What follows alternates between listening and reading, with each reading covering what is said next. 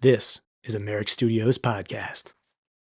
Today's guest is Steve Carless, aka Steve-O. He is a creative executive with experience across music, artist management, film, touring, and cultural branding. With tenures at Def Jam, Atlantic Records, Back to Def Jam, and Warner Brothers, Steve has helped shape the careers of Big Sean, YG, Jeezy, 2 Chainz, Beyoncé, Polo G, and Nipsey Hussle. A 7-time Grammy-nominated executive producer, manager, and creative architect, his work centers on innovating the artist-to-consumer relationship across music, film, tech, and brand partnerships.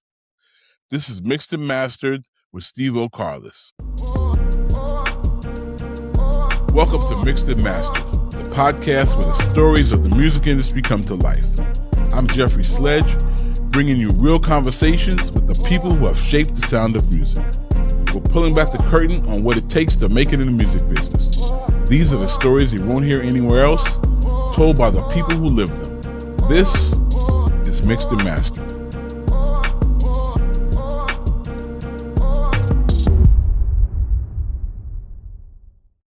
Hey, football fans, you could win a once-in-a-lifetime trip to the 2026 Pro Football Hall of Fame Enshrinement Events, in person, in Canton. How do you kick this off? Grab Snapdragon apples at your local store, then go to snapdragonapple.com for official rules and enter. No purchase necessary. Ends February 28th, 2026. Open to U.S. residents 18 and older. Void where prohibited. Mixed and Mastered podcast with a young man I'm very proud of. He's done doing a lot of good things. Steve Carless. How you doing, bro? What's up, my OG? How are you? I'm good, man. How you doing, man? It's good to see you, man. Even better to see you, man. Absolutely. I like the shades. Thank you. I told people I get some eye surgery, so they're not stunner shades. They just, the bright lights hurt my eyes. The ring lights hurt my eyes. That's why I got them on, But they're very stylish. Thank you, brother. Thank you. Let's get this thing started. So you are a New Jersey cat. Born and raised. Tell me about growing up in Jersey. Tell me what that was like. I was beautiful, man. I grew up in a little suburb outside of Elizabeth, which is like, we call it North Jersey, but for most people, they think it's Central Jersey. I went to high school in a place called Roselle. And my first endeavors growing up there was great childhood, lower middle class family, hanging out with your boys, bike rides, park games, you know what I mean? And really found a passion through sports, playing football. So it was really good, man. Growing up in a household, first generation Jamaican immigrants. And, just trying to find our way. Now, so I read that you were influenced by your pops, who was a DJ. Yeah, 100%. My dad was a dance hall DJ at a nightclub in a small city outside of the bigger city of Newark called Irvington, New Jersey. Yeah, I know Irvington. They used to DJ in a little reggae dance hall nightclub every Saturday. He'd come home with records all the time. So do you think that's where you kind of got your first music bug? Yeah, 100%. Watching that firsthand kind of gave me an understanding of music, because we had turntables in the house. We had like two 1,200 turntables, mixers. He'd be in there like warming up, practicing before he goes in on Saturday night, trying new songs that he bought from the record shop. Kind of like my first experiences of going to record shops and kind of digging in the crates for vinyl, looking for different titles. He was always like, he loved rap music. My mom was obviously a big like R&B fan, so we collected a lot of CDs, like lots of CDs. And that was in the era of Columbia House giving you the $2 memberships, and you get 99 cents. Yeah, 1 cent. Excuse me, 1 cent. 1 cent. And you get like 30 CDs a month, something like that. So we had like an expansive collection of like R&B, soul, pop. My dad's really like a soul lover. He loves like 60s, 70s, like R&B, Sly and the Stones, Stylistics, Delphonics, Shy Lights. So a lot of that was played in my house on a Sunday. That's how we enjoyed ourselves, listening to that kind of music. So I got like a natural knack for that type of thing. And as the 90s progressed and hip hop was coming in, like the first record he ever bought me was Biggie's Ready to Die. So Wow. that's like my first rap record that I ever Wow. had. I probably was like 12 years old when that. No, I was probably I was like 12, 11. I was like 10 or 11 or 12 years old when I got that record. That he purchased Wow. it for me. So Wow. that was a really good time, and I would just try to play it on the turntable, make sure I don't scratch it. Um, he bought me two of them so I can mix the records where we could. Uh, Mm. so a lot of love for music, the purest part of the music, with all those different styles and genres, kind of started from him. Yeah, I would always like I always say the people who are DJs on hip hop side especially tend to be the best producers. You know, Dr. Dre, Premier, like because you understand music and how it moves and how it's gonna move the crowd. You kind of get it by watching, you know, DJing and watching people and being in Yep. those surroundings. You know. Yeah, yeah. I've never seen him DJ in person except for when I got a little older and I was more like teenager years. He would go to the nightclub maybe on like Friday or Saturdays for Fridays for meetings. And if I ended up being with him, he'd bring me. And then he'd take me into the DJ booth, like the real DJ booth. And like I saw the Mm, equipment, the mics, and hearing him on the mic, I remember being like incredibly like shocked how different his voice was on the mic versus it was in real life. Like he had yeah. it was like a whole different person to me. And then I'd see Mhm. him mix the songs and do different things and how he played the records and where he played them. And the meetings would have people come and dance. That was like my first time seeing people react to songs. And then I started understanding why he Mhm. was so excited about certain things because he kind of had I guess, a natural understanding of what would move people. Mhm. Well, yeah, so it's like hearing like or knowing like Dr. Dre and all those like early like super producers, they were like DJs first. I get it. I totally Mhm. understand Mhm. where that comes from. Swiss Beats, like all of them, they were all DJs, you know, they were all 100%. DJs, you know? So your first trek into the music business was working with Star Trek, correct? Yep, correct. So so with Nicole Planton. 100%. My biggest Yeah. OG.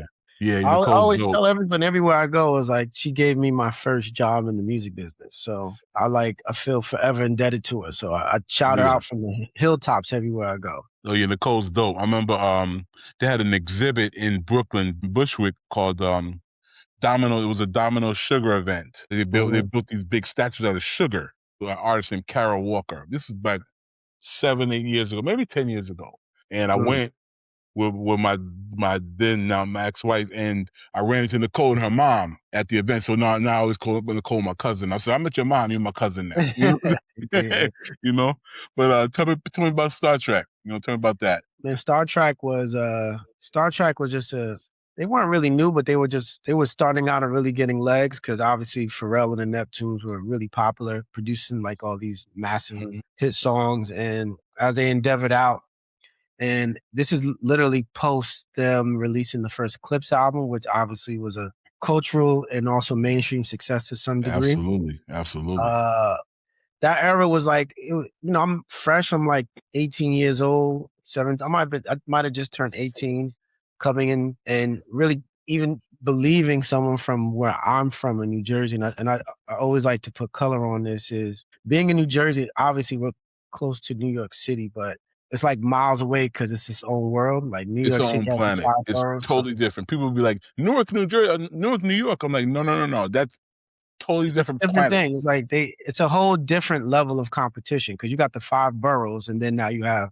this adjacent state next to it. So Mm-hmm. everything for us, like growing up or even thinking about anything entertainment wise, only seemed like it was almost like Hollywood. It was almost like looking at trying to go to California and be in Tinseltown. So Yeah. for us, like even crossing the bridge felt like that. So our Mm-hmm. only experience with New York City or the music business at large is through the Source magazine, Double XLs, through the Vibe magazine. That was our only like inside track. And I used to buy these magazines and I used to write down everyone's name that I would read about and the Mm. companies they were Wow. attached to. So in case I had ever met anyone, I would be fully versed in who they are, what their backstory was. And because I was buying lots of albums, I would literally study liner notes. Like you wouldn't even I believe did the that. same thing. I did the exact same thing, bro. Exact why it same was thing. relevant to the Star Trak opportunity, because I didn't know much about them. I didn't even know they were a real company, but obviously we knew the Neptunes because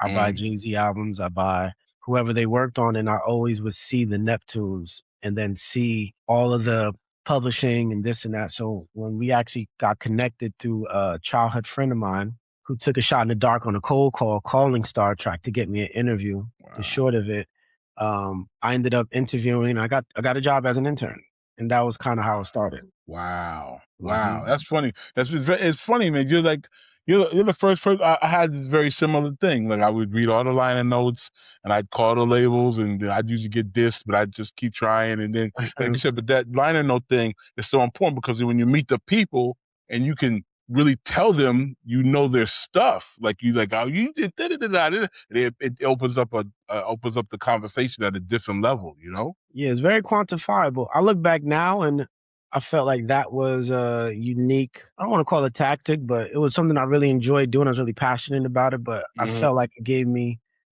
brownie points in the sense of other people were just trying to get internships to Yes. kind of like just get internships. And I was like, my internship is about, I need a job because I was playing football, got hurt. So sports wasn't an outlet for me anymore. And I barely graduated high school and I wasn't going to college. I tried to go to college and that didn't really work. So I was like, this has to work for me. This has to really be the thing that gets me. And so I'm fascinated by it. Everyone thinks it's a leap and bound from where I come from. They think it's unreal, unattainable. And that really even drove me more to be more successful at it because they thought that it was something that couldn't be done. And I was like, this is simple. You just take the train into New York City. Or all my friends, we would literally, you know, as teenagers back then, we would pile up in a car 6 deep and they would drive me to the city to go to work. Wow. So, because we just want to look at the buildings and see what record labels look like from the outside. And yeah, I started my first internship with them. And this is when they were under the Arista umbrella. And that address was like 888 7th Avenue, where we started right before Arista closed. And, you know, that's where I got my first digs. And she interviewed me, hired me, and basically mentored me the entire way. So, now, what artists were on the label at that time on Star Trak? Family, Roscoe P. Coltrane, the Clips, obviously, Khalees. Okay.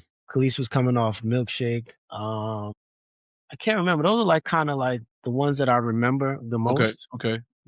And I think Pharrell was just starting to like endeavor in like doing his own solo thing. Gotcha. So there's a lot of that going on. I think there were a few other artists, but I didn't have much interaction or engagement with them. But like that top line marquees who I really like, we talked a lot about, I engaged with or had some level of relationship during that time. So what as an intern there, what did they have you doing? Just the regular paperwork bullshit or go to the store, or did they let you kind of get your hands dirty a little bit?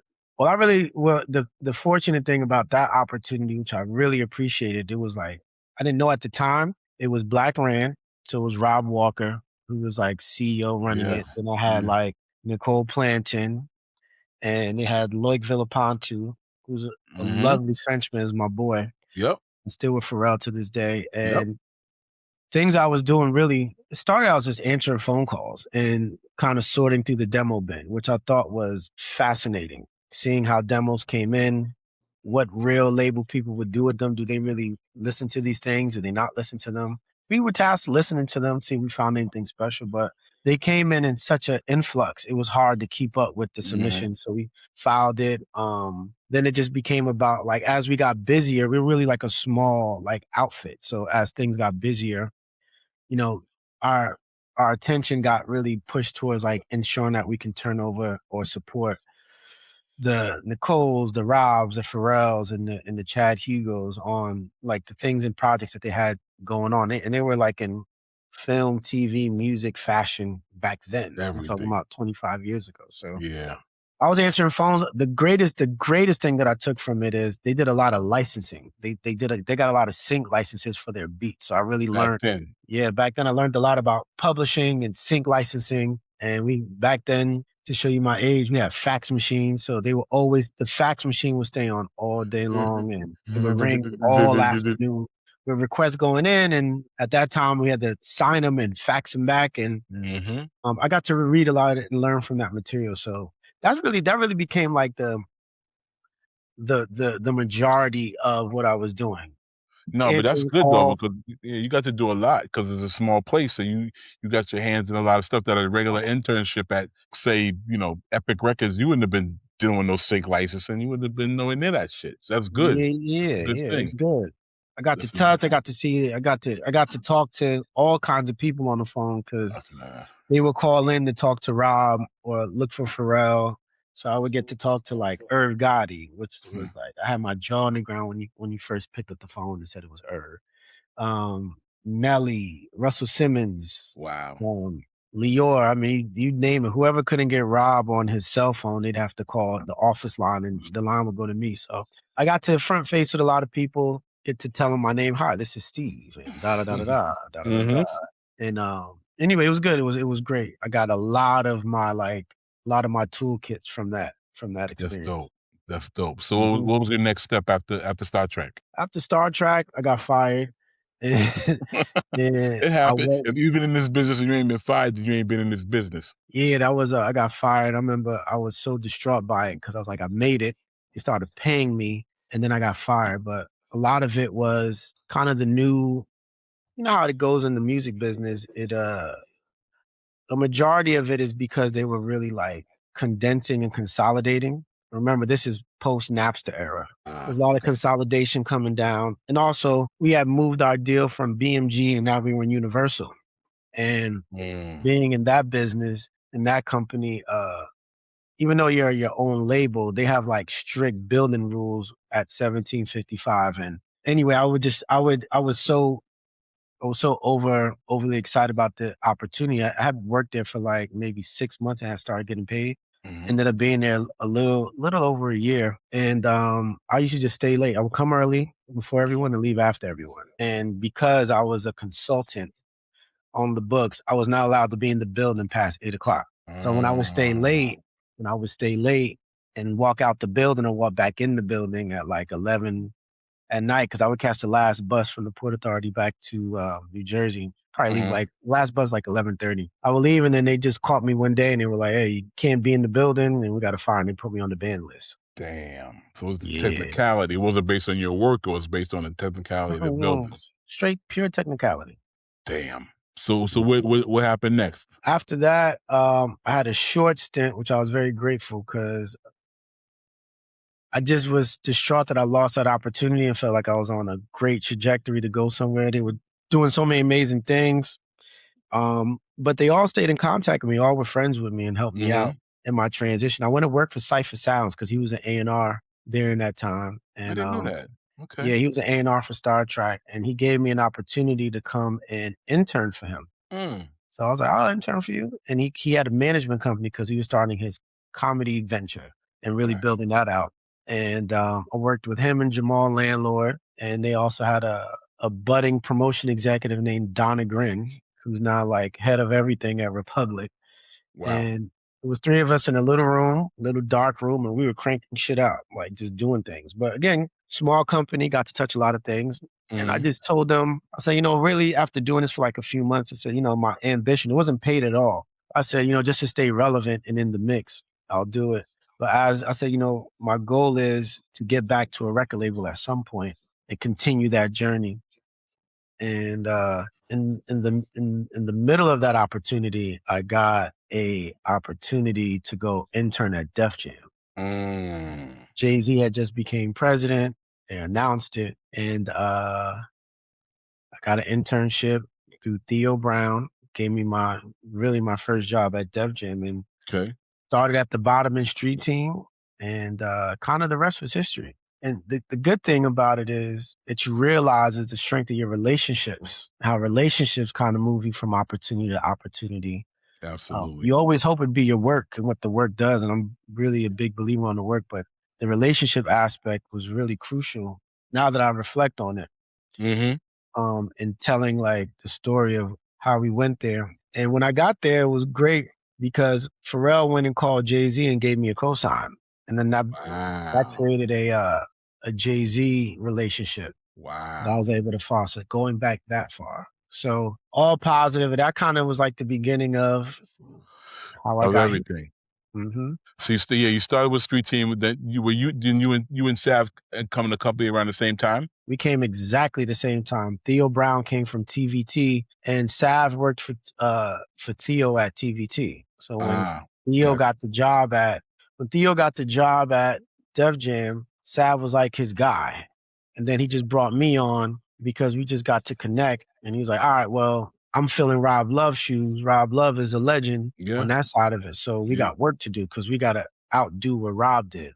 And, you know, I started passing out flyers, putting up poster boards, blah, blah. But I did tell Theo, Theo's like, I'm going to do mix show. And I just thought mix show was probably the most fascinating job in the music business.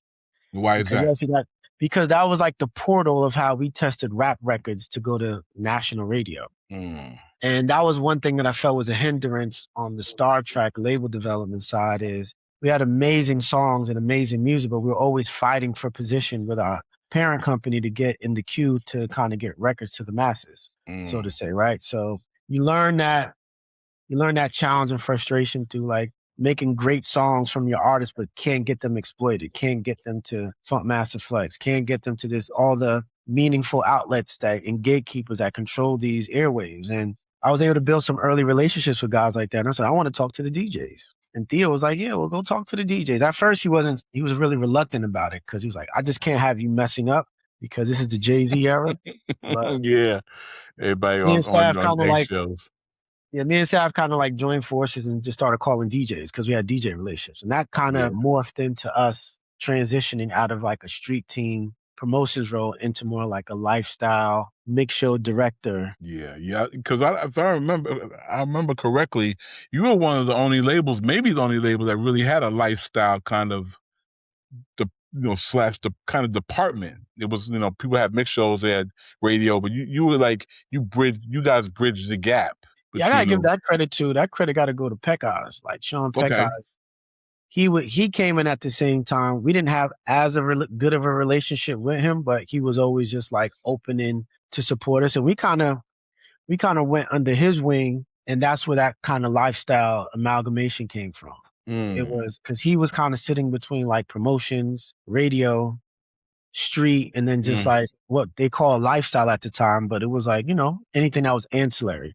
Yeah. Sports, entertainment, nightclubs, like anything. He was kind of like the lead influencer back then on what those things were. And that's how we kind of were able to like uplift ourselves and start kind of spreading ourselves around that ideology of outside of like picking up the phone to call the DJs and passing out flyers. You know what I'm saying? Mm-hmm.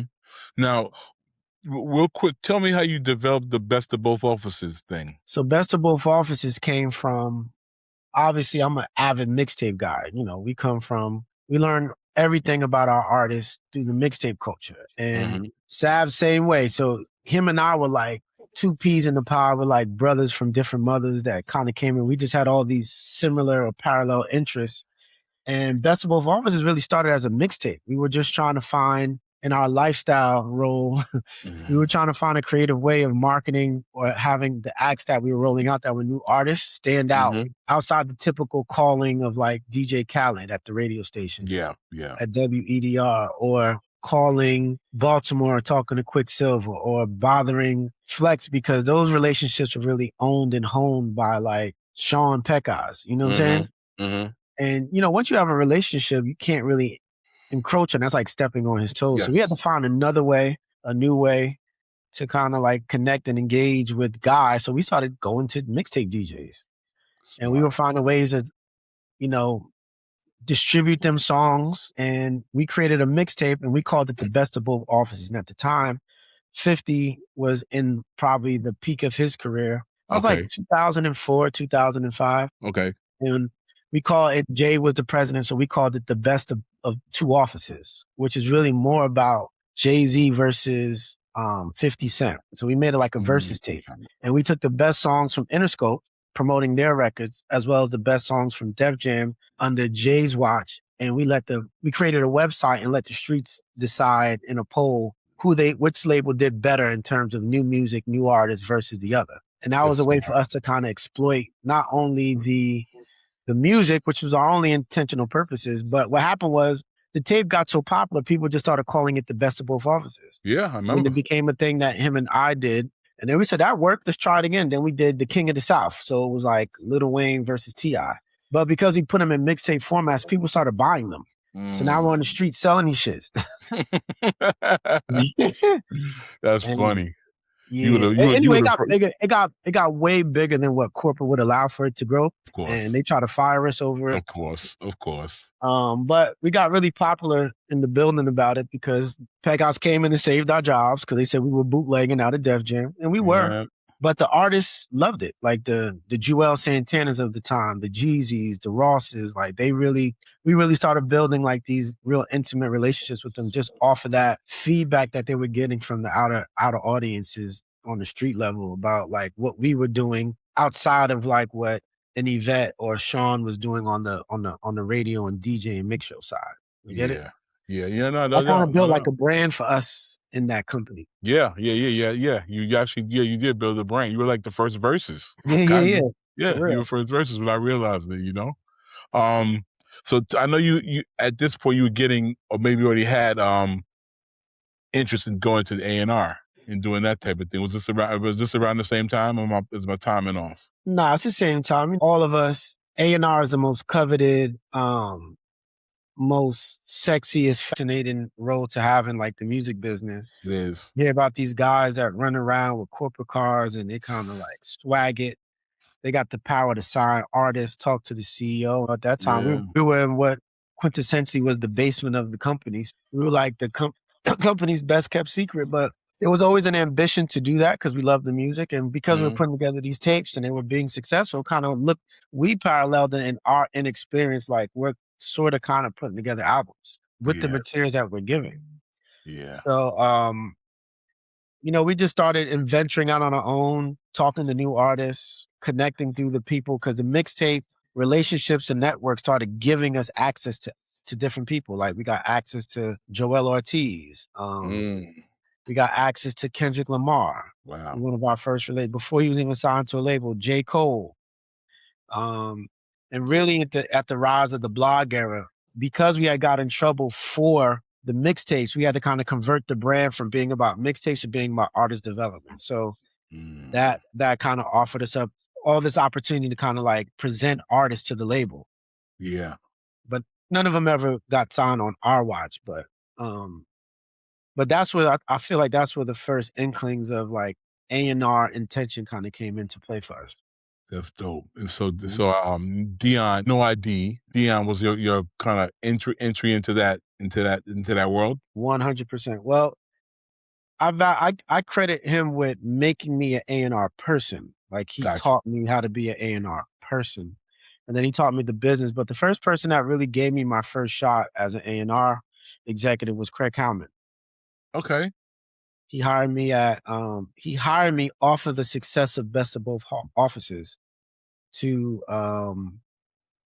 be an A&R at Atlantic, even though I had no experience. I had no track record, no resume. He reached out and just thought it was interesting, the kind of work we did, and thought it could be beneficial as they were like, as the role of A&R was evolving in that time. How to find, sign, and develop things and try to get a high level of conversion out of it.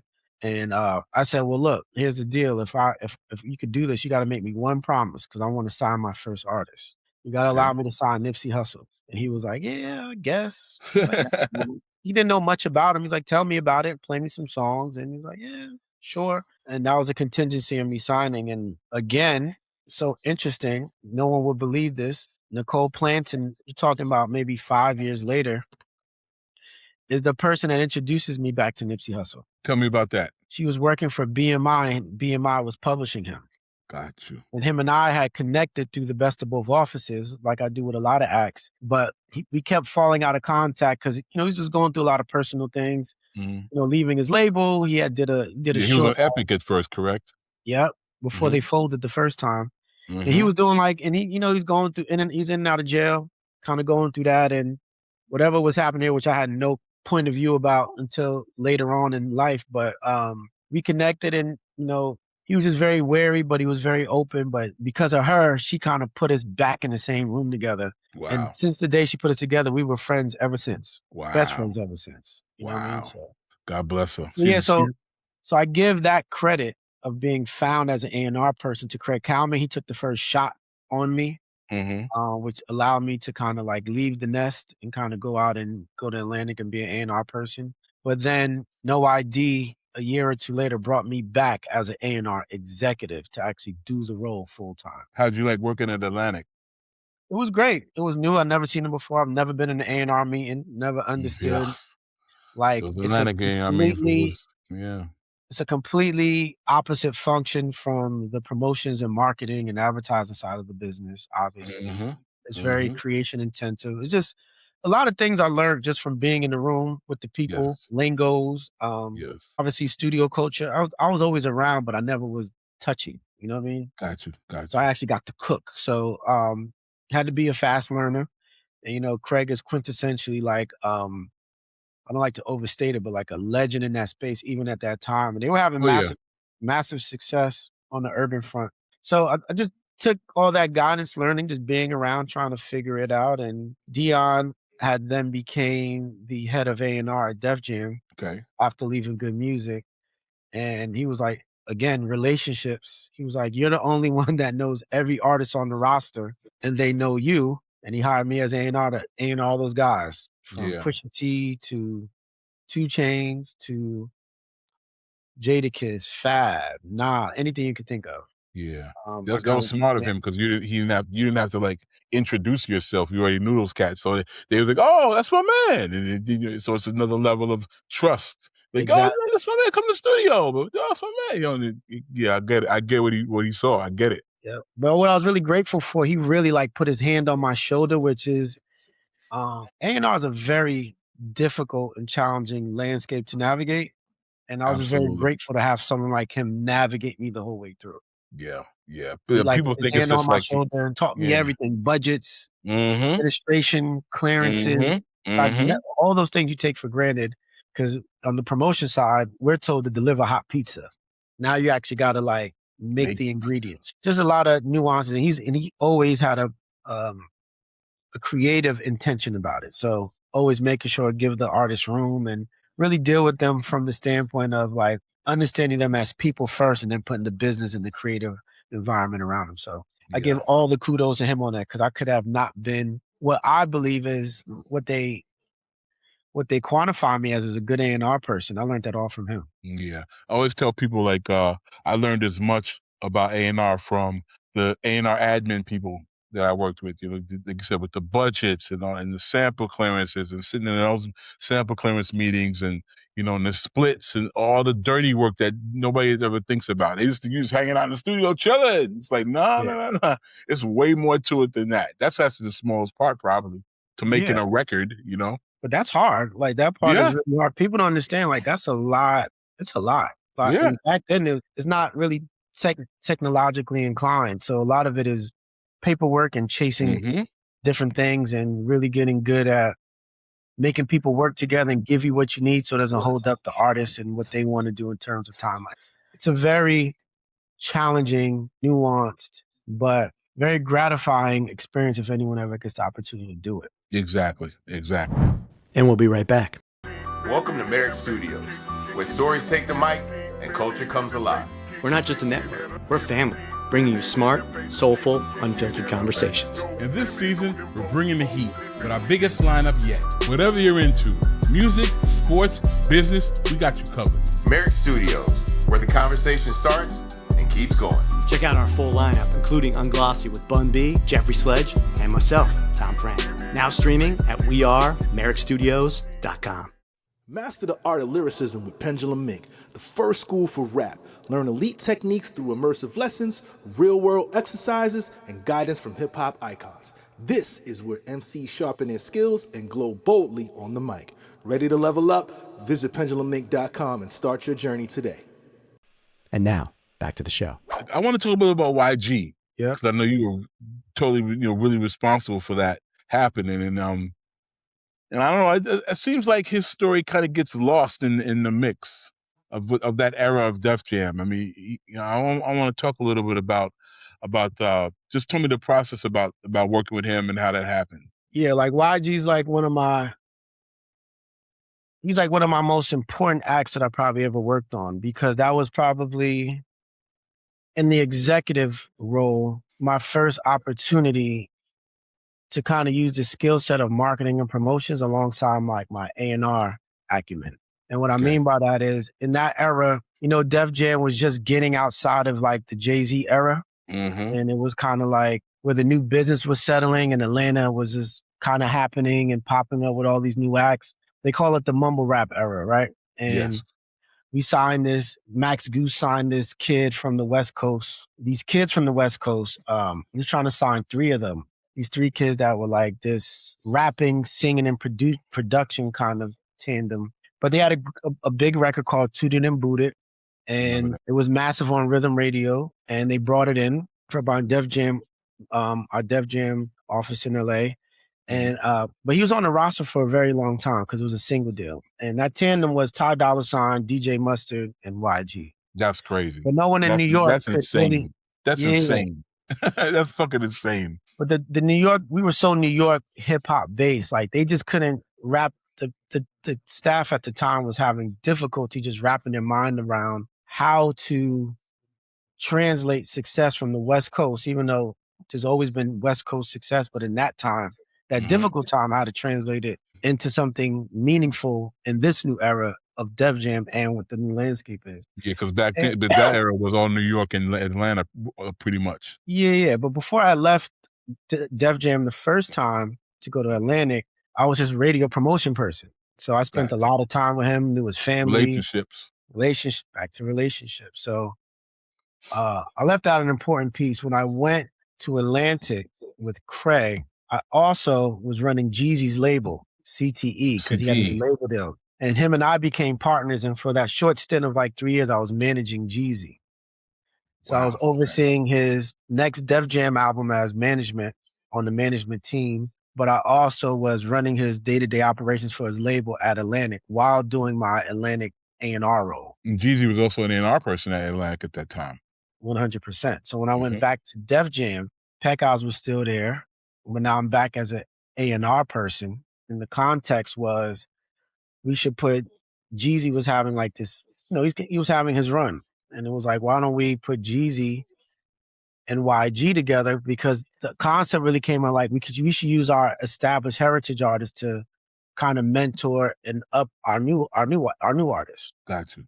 And that's where the Jeezy YG relationship really got formed. And we put it together, and YG was like a big fan of Jeezy, obviously. And Jeezy really went all out to mentor and build up the YG thing. So we went in and we kind of built it. It was myself, Jeezy, Sycamore, who was also A&R, and YG management, Russell Rudeau. And we all kind of came together and we came up with this album plot, which Sycamore originated with, telling a story from A to Z.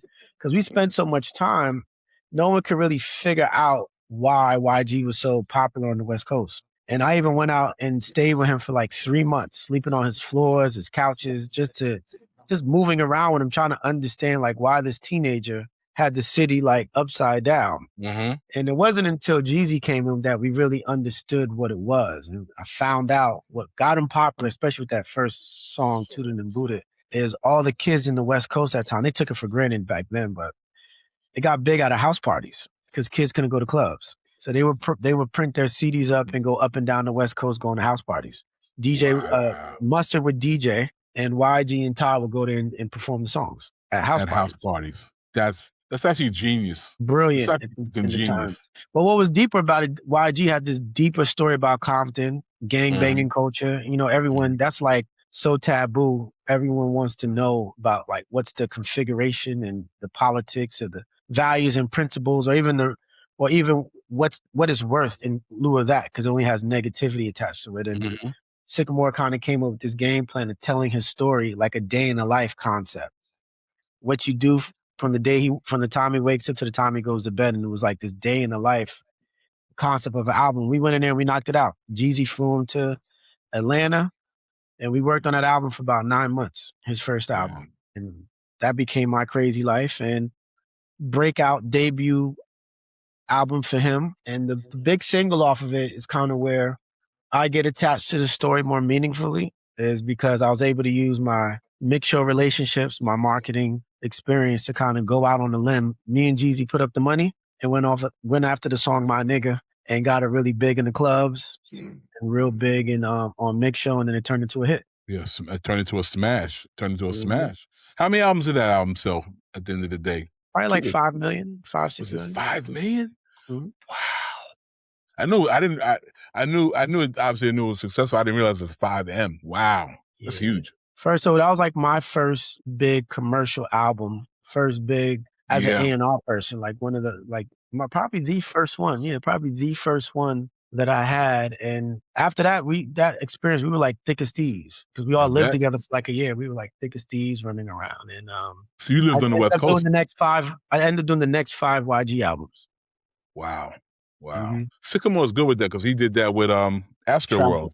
Yeah, with same thing. Like you learned about Houston and listening to that album, you know? Yeah, he was brilliant for that. We were just trying to figure it out. We just knew we had a song.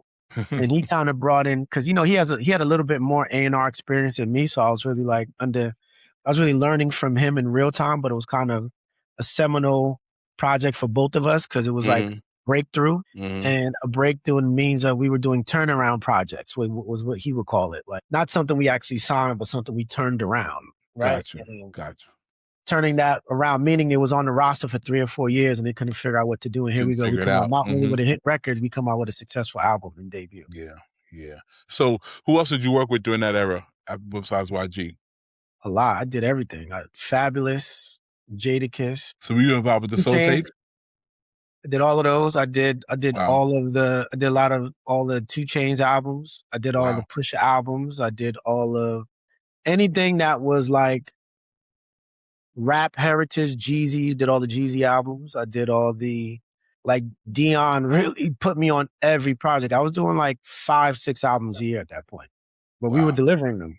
You dropped yeah. And he was wise for that too. I would tell him like, "Oh, you smart." Those guys will let me in the studio. Exactly, because you had the relationship. Allow me in, and they'd be like, "Oh, this is Steve. Let him come in." And like, I got you, Steve. You know what I mean? And I really built up my my A&R reputation, kind of doing that. That's dope, man. That's dope. Wait, before we move forward, I see you got 2 trophies behind you, man. What's going on back there, man? What's going on back there, man? What are those for? Oh, those are for the 2 Nipsey Grammys we got. Amazing. Yeah, one for Racks in the Middle and the other one for DJ Khaled's Higher.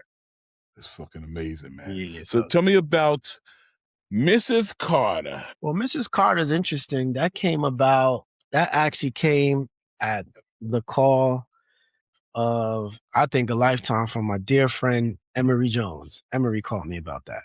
And it was really on the heels of like Nipsey passing away. And I kind of wasn't like in the mood. I really felt like after Nipsey had left, I had been so robust in such a truncated amount of time, like working on these projects. And we had just come off all the success with Victory Lap. And I worked on that album for maybe like 9 years with the team. And I just wasn't in the mood, obviously, like to go back and work on records again. I was like, this probably be my last endeavor in doing albums like this, because I was really passionate about the people I worked with. I just didn't want to go into something for the sake of doing it. But Emery called me and he's like, I was talking to my sister, talking about Miss Carter, and he's like, and I was talking to the big homie, and he was like, she's looking to bring a new flavor, point of view, because she's really creative and brilliant on the level of knowing where she wants to like forge on new grounds. And not really, more or less like just trying to bring new relationships, new networks, new sounds, new opportunities, new ideas to the table. And very gracious. They thought that I was someone that could do something like that. So the most exciting part, Hove called me. He was like, "Hey man, can you help out my wife?" I said, "I would love to." The rest is Hove, I can't fuck with that right now. And to make it even worse, she was working with Disney because she was starring in the new Lion King live action. And they wanted her to do a album inspired by. Mm-hmm. And her whole concept was to go to the diaspora of Africa and really intentionally go and get songwriters, producers, make sure every single human outside of her on that project was of African descent or from that particular creative community. And that's what we did. That was really the task and the goal. And we went out there and we got it done. No, you got it. I saw that the song that you presented, she didn't quite catch it at first, and you kept having to kind of hit her with it, and putting yourself in a weird space because you're like, I gotta play this shit again. I don't know, but sometimes it bees like that. Tell that story real quick. Yeah, it was interesting. By the way, I was a nervous wreck because Of course. I don't obviously we know her as an artist, but being in her space, like her bubble, her environment, her intimate environment, you always want to be respectful. Plus, I'm one of the homies, and I'm cool with Hove, and I'm cool with Yeah. Emery. I don't want to let them down. I also don't want to. I'm very careful when dealing with with people's significant others. Yes. It was very it was very difficult for me because I just always want to be in the utmost, absolute, highest level of respect. But I do want to get my job done. And how that happened was I didn't know what I was doing. I had never worked on an album or with an artist on that specific genre. I'm a rap guy. Mm-hmm. And I think her biggest thing, which when I reflect on it now, is she knew how I could be resourceful in getting to anybody or anything. And I called all my friends. You build up again your relationships. Relationships. One of my most important relationships, even to this day, is a young lady named Shani Gonzalez, and she's running Warner Chapel, UK right now currently. But at the time, she was head of I want to say urban on the publishing side at BMG. Okay. And we had done a lot of deals together. And she's the one that really taught me the opportunity of the songwriter community, the producer community, outside of you're working with certain acts, they just have their people. But she was like the white pages for me to go and kind of contact and get in touch with anybody. And then she also was making extreme suggestions once I gave her the confidential layout of what the project was going to be. And she's like, I got something perfect for you. If you're doing that, if she's trying to go there, then I know exactly where you should go. She sent me 5 songs, but she was dead set on this one song called Brown Skin Girl. And I was like, this could work. I like it. It was literally one of the first songs that we had in what we were calling camps back then. Okay. And yeah, writing camps and stuff. Mm-hmm. I listened to it for 2 days straight, just to make sure I understood everything. Because Miss Carter is very, she's very vocal, but she knows how to deconstruct things. So she asks a lot of great questions, and you have to have a lot of great answers. I'll put it like that. So you can't just come in there on a whim and say, "Hey, I got this." She's like, "Where'd it come from?" Have an answer. Yeah. Well, did you listen to the beat? Yes. Doesn't it sound like this? No, it sounds like this. So she's going to challenge you that way, which I've never been challenged like before, but being prepared, it was great. And, she just couldn't really get it. I don't want to say she definitely turned it down, but she just wasn't with it. She just was like, it's too on the nose. She doesn't like to do anything that's predictable or like what people think she's going to do. Yeah, she really tries to veer away from those things. Anything that they can see coming, she doesn't want to do it. Gotcha. And her feeling, and I think it was I think we all probably, when she gave that explanation, was like, I didn't see it that way. But it was just, as the days went on and the weeks went on, it was just a song that was just, based on what we were making, it's that was a great call out.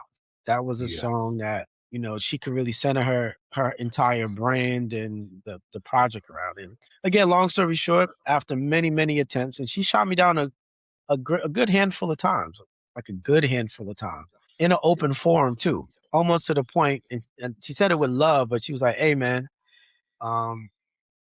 just be mindful you try to bring that record back again, because if it ain't beating what we got, then I don't want to hear about it. And that's really speaks to her competitive fervor about getting the best songs. Mm-hmm. And then once we get the best songs, optimize them to be even better songs than what we thought they were in the first place. Yeah. And I worked on that song. That was my little pet project. And all of my colleagues and partners on the project were they started feeling the same. We got attached to the song. So we came in love with it. And we were all singing it. And some of the other songwriters were singing it. And they found it amazing. And then, I got one last chance and we played it for her again. But probably on the 7th or 8th time we played it, her daughter was in the room with her because, again, the wildest thing about her, not to digress, but she's like a full-time mom, full-time Yeah. wife, full-time CEO, full-time recording artist, She got a lot of shit full-time. going on. And then she's leading our meetings, which is blowing my mind because she does not miss a detail. And we played again, and this last time that we played it, Blue Ivy started singing it. Ooh. Miss Carter Part 2. So she sang it. I said, and then it kind of, when she heard her sing it or talk about it, it kind of changed. You could see that impact on her daughter, Yeah, where yeah. she then understood without anyone saying, and it was like, we're telling, she's like, play it again. And it was the first time she asked to play it back a second time. And then we played it back a third time. And then we played it back maybe about 5, 6 times. And by the end of it, she's like, she gave us notes. And we went back and worked on those notes. And then she came and she wrote her own thing. And she kind of just, man, if I played you the original version to what it is now, night and day. But a lot of the key musical elements are still there. But she literally reproduced, rejigged, rewrote the whole thing. That's dope, man.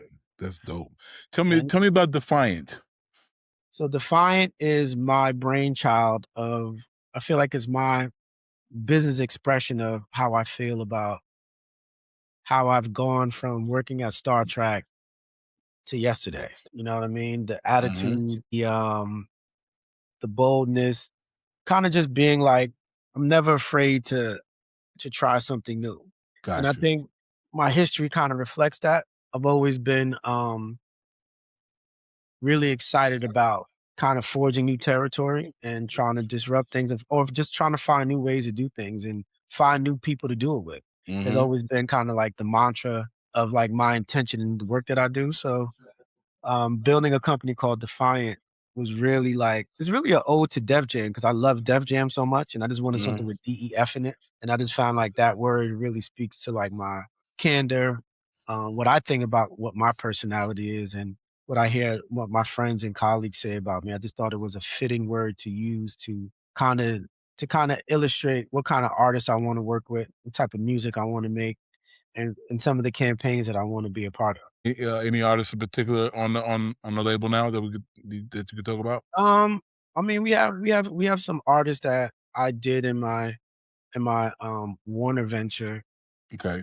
That we're still in right now. I have like a TJ, which is a Jamaican artist. We had a song called Drift.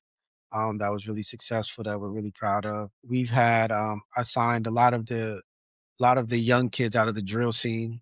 Okay. More Jersey club scene, which is important to me because I'm from New Jersey. So we have like MC Vert, which I did in partnership with another label and joint venture called 100% Pure Entertainment in 1865. Okay. And MC is more well known for producing Lil Uzi Vert's Just Wanna Rock. Oh. Yeah, and he also produced the new Lil Uzi single that's kind of number one. That shit is fire.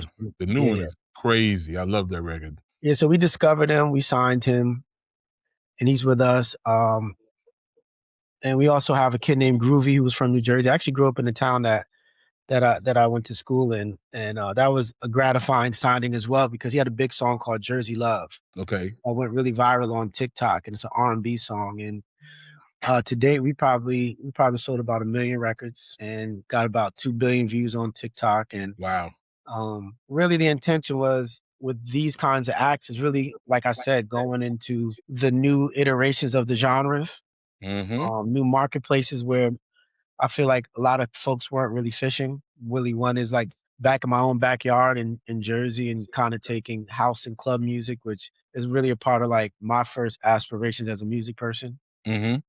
Mixing records and going to skate parties and listening to them. And now these new iteration of rappers, hip hoppers are rapping on those songs and rapping on those BPMs, which I thought was incredibly fresh, new, but also disruptive because, you know, getting a Uzi record, which is quintessentially an established heritage act at this point, to do a record like that kind of speaks to the influence on the culture, right? And for us to be at ground zero of it is really just speaks to like what we want the mission statement to be.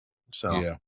It's kind of like, I mean, we have a similar philosophy, like with Kanye, like what he said, listen to the kids. Like the kids know. They know you can't like not pay attention. When I signed Travis Porter, it was a kind of similar thing. There was a whole kids thing going on in Atlanta with the teen clubs. It's like you got to tap into that because that's real and it'll grow. Because they'll get older and they'll grow with you. You know. Yeah, for me, I was passionate because I know it. So to be it's from your heart. Yeah, it's 2 generations removed, and I got my friends' kids making these records and dancing to them like how we would dance to them back then. And now I get to sign it, manage it, steward it, and scale it. It just has a different meaning for me. So, which is good. And it's kind of been like the bedrock of the defined business and brand. And again, it's just the same thing. We're just looking on to do more things like that with that kind of like thought process attached to it. That's dope, man. Yo, I got my little question section. Couple minutes. You ready? My little 3 question section. Yeah, let's do it. Give me your 3 favorite artists. It doesn't matter a genre. It's your call. Nas is my favorite rapper of all time. Okay. Like my Good choice. I'm biased to him, but much love to all my other friends. But Nas is my number 1. 2, I'd probably say I'm a big Teddy Pendergrass fan. Good choice. Yeah, and then 3rd is one of my favorite groups of all time is like the Stylistics. Great choice. Mm-hmm. Teddy and I've never heard Teddy when I ask these questions. Teddy and Stylistics, you're the first person to bring those up, but those are phenomenal artists. Artists. You know, at the base of it, I'm a Wu-Tang guy. I'm a Queensbridge like fanatic. Mm-hmm. I am a Wu-Tang Killer B guy. I'm all those iterations at that time. I'm a big soul guy, so I'm a big Bad Boy rap fan. B.I.G. Gotcha. Like that's my entire like adolescence. My whole adolescence was B.I.G. and Nas. Gotcha. Give me your 3 favorite DJs. Ooh. My 3 favorite DJs, I probably have to say, number 1, Mr. C. Okay. Somebody else said Mr. C when I asked him. I can't remember who it was, but he came up before. Mr. He's incredible. Wicked, bro. Like, he was wicked. Incredible. Damn, this is hard. Like, everybody always says that when they ask these questions. They're like, yo, this is hard. I'm like, yeah, you know. Mr. C. Number 2, I'd probably have to say is DJ Will. And he's new. Okay. DJ Will's on Power 105 in New York City. But okay. I've known Will like 20 years. I just love watching him play. I watch him play records in the club during the nightclub era in New York City. Mm-hmm. He would tear that shit down every night. Okay. Like, no matter what venue it was, it's out of control. And probably would have to say my man in Atlanta, DJ Infamous. Infamous, okay. He's like, just watching those guys DJ just always like, it was an event for me. Okay. Those like my 3 favorite DJs. Okay. Last question. Your 3 favorite places in New Jersey. Oh man, number 1 where I'm from, which is Roselle, New Jersey. I love that place. I don't go as often as I should, but I love it. The second place, like places are like towns. Towns, whatever you want to say. Oh, I love a restaurant in Inglewood called Sophia's. It's one of my favorite places to go. Okay. We'll catch it on any given day. Okay. And probably like down the shore. Okay. Seaside Heights. All right. A little sun, a little beach sun. Yeah, little cotton candy. All of that. Yeah. No, a lot of things I did, like everything I'm always reflecting back to the 17-year-old version of myself. And that was all the things that I did back then. Yeah. Mm-hmm. All right, man. This was dope. Think so? I thought it was phenomenal. Phenomenal. You told your story. You know, we only have an hour, so I know there's other parts you didn't get to tell, but you told your story. And what was interesting about this, you're the first person that I've interviewed. I didn't realize how many parallels our careers have. Like we were talking and I was like, I did that too. Oh, that happened. Like it was like what you were saying was, I was like, yeah, that happened to me too. Like we have way more connections than I even realized. You know, you might not remember this. I value this as probably one of the most seminal, important moments of my career. Personally, I've had a lot of great moments, but this one, I think this moment meant the most to me. And I've been talking about it for maybe 13 years now. I'll never forget it. And I don't know if you remember this. I remember one day, well, just to give you backlog, one of the main reasons why I came into the record business was trying to help get one of my friends signed to a record deal. Okay. One of my childhood friends. And I believed in that individual so much. No matter any iteration of my career that I was in, I would always try to bring that information back to the town and try to teach people how to fish. And I never forget, as wicked as our business can get, people don't really care or see for the people, meaning like people only care about the business you got. They don't care about you as a person. And this was one of the first times that I felt really like appreciated and seen. And I remember, I'll never forget calling my brother EP, and he was my boss at the time. I said, yo, EP, I got this artist. He's like, yo, your artist is dope. He's like, you know what I'm gonna do? I'm gonna set you a meeting with my brother. And he's gonna hear you out. And he called this guy named Jeff Sledge. And I'm like, Jeff Sledge from the legendary Jive? He said, yes. He's running a new label. You should go talk to him. I never forget, I went over there and talked to him. Not only gave me the meeting, you listened to the artist. And I was so like, what word can I use to describe it? I was so insecure about it because I never wanted to bring like my personal biases to like work environments. And I'm very careful about how I leverage my relationships. I don't really ask people for favors. But that meeting was so impactful to the go forward of my career. I just always wanted to give you your flowers for that, because that really instilled a lot of confidence in me to really go out and go after things I really believed in. And it was really from that meeting how I really doubled down on the Nipsey project. Thank you, man. I remember that meeting. I remember Eric telling me, my best coming over. And you came over, and we sat in my office and we played music and we talked. And you were so what's the word I'm looking for? Excited. There's another word, but excited. You were very like. He was just excited, you were like, I'm here, like kind of thing, Made it. And that was my first I made it moment. Yeah, exactly. And it was very infectious how excited you were. Your energy was great. And you asked some questions and then we answered and we kind of talked. And I remember that meeting. I remember that. And then whenever I would see you later on, you would always bring that meeting up to me. You would always say, that meeting was when? What year was that? You're talking about a long time ago. That was like 2009, 2000. Yeah. You're talking like almost 16, 17 years ago. Yeah, it was a while ago. It had a profound impact on what I'm very grateful for, what I call the career. And it really kind of set me ablaze to really be ambitious about things. So I just wanted to, I never got to thank you. I always bring it up, but I just feel like I've never been able to like give that back to you. I appreciate that, man. It just did so much for me back then. I tell EP all the time, he's like, how the fuck do you remember that? It's like, yo, bro, I'll tell you. You know what I'm saying? Man. I really appreciate that, man. I really appreciate this. This was a good interview, man. Yeah.